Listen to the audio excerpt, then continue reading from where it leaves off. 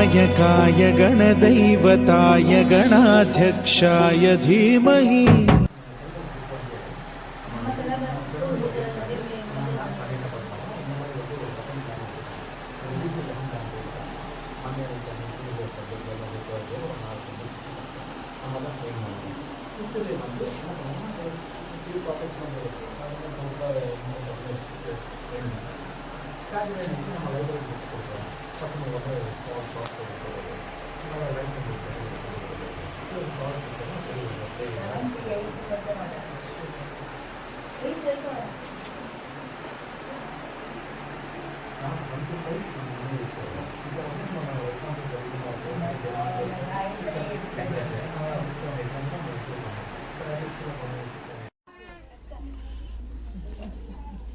எப்படி பிளான்ஸ் நமக்கு வேணுங்கிற நம்ம பழம்லாம் சாப்பிட்றோம்ல, காய்கறி சாப்பிட்றோம்.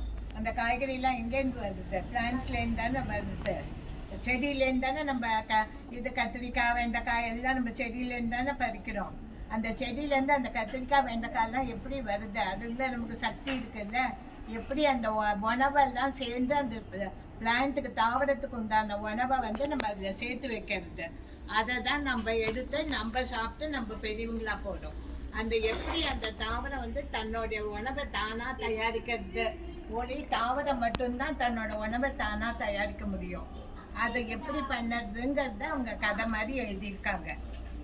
புரிஞ்சுதா? எல்லாரும் அதை படிச்சு இது பண்ணி பாருங்க. எஸ் மேம் சொல்லுங்க, கை தட்டுங்க. எஸ் மேம் சொல்லுங்க.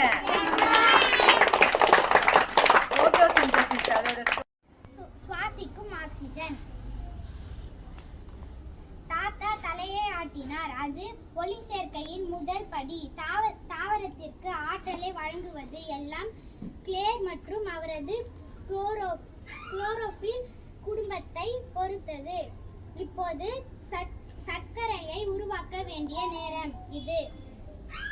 இலைகளுக்குள் ஆழமாக கிளேர் தனக்கு தேவையான அனைத்து பொருட்களையும் சேகரித்தாள்.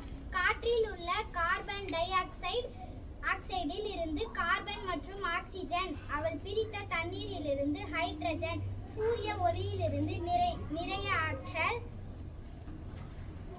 ஆற்றல் சர்க்கரையை உருவாக்குவோம் என்று கிளேர் அறிவித்தாள். கார்பன், ஆக்சிஜன் மற்றும்